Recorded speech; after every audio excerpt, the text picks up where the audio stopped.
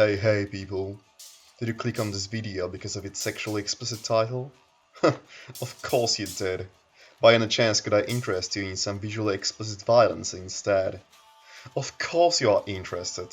Violence is simply a part of your nature. There is no resisting it. It is simply embedded within your very own DNA. Resist your corporate masters and embrace this part of your personality with me.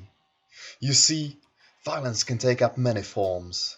But today, we'll be taking a lesson from some good old 17th century diplomacy. Embark with me on a journey of self-discovery with a small French girl known only as Marie Paris Pepper. Experience adventures as she gets to know many colorful and vibrant characters in the accursed land of Poland.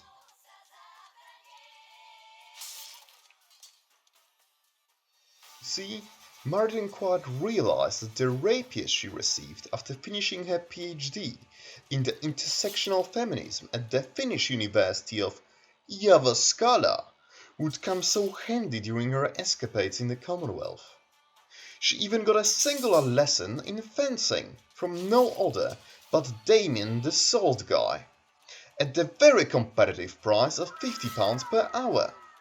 She actually attended all 5 lessons, but Damien was mainly speaking about fighting racism and not so much about sword fighting.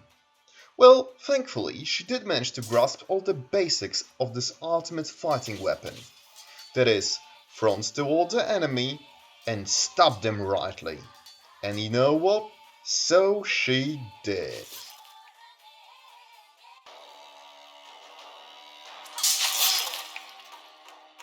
Quite reasonably, you might be wondering, how she got herself into this crazy, wacky situation of dueling every single resident of Poland to the painful death.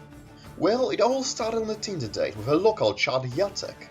Unfortunately, all went south quite quickly after Mari accidentally destroyed a blaster of a friendly local methamphetamine dealer. But before our brave heroine could fight anybody, she first had to reach deep inside her soul, into the Shadow Realm, to fight her own very demons. Soon after, she met a German guy that kept bothering her in front of the tavern. He might have been actually quite nice, but she never asked. Now it was the time for the one girl who kept wearing the same dresses as her to every single party.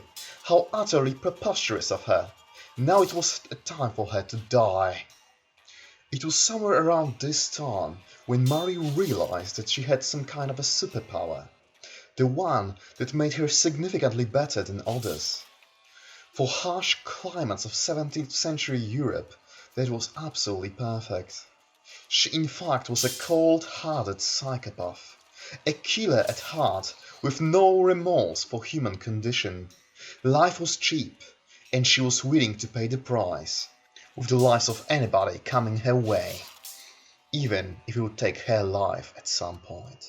But then something incredible happened. Young Hungarian man decided to reach to her and tell her that there is more to life than killing. Unfortunately, she managed to kill him before he managed to truly convey the message. To be fair, Mary did consider finishing her bloody rampage, but soon after she hanged all those kids with leukemia just for fun, there was really no going back. As my dear grandpa from Argentina used to say, war crime train has no brakes, but it's hella fun. There were many men trying to stop her atrocities, but none could come close to her superior fencing skills. Damien the Salt Guy would surely be proud, for her rapier knew no meaning of racism or discrimination. It killed young and old alike. It pierced every type of skin without regard. There were truly no labels it could not swiftly transcend with its blows. But then one day, when Mary was killing an impoverished Polish farmer in his own potato field, it truly got to her. When she first arrived in Poland all those 14 days ago, she just wanted to live, laugh and love. She had her own unique dreams, such as traveling the world, eating food and binging Netflix adaptations of public executions. Soon after this, Mary took her own life by proverbially falling on her own sword. If there are any lessons to be learned here, it's surely that harsh realities of Eastern Europe can truly get to you. Be careful out there. Well, that's it, folks. Please join me next time on our next adventure of Old Polish Guy Beats Minorities and Women in 17th Century Europe. Thanks, bye.